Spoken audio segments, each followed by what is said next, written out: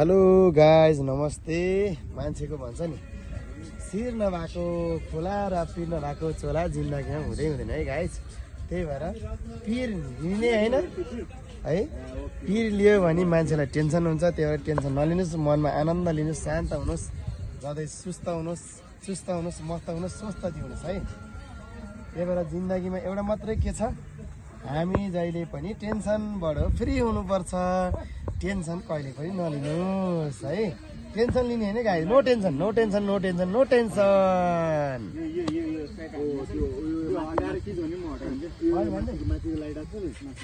Hello hello hello, फेरि पनि तपाईँलाई नमस्कार।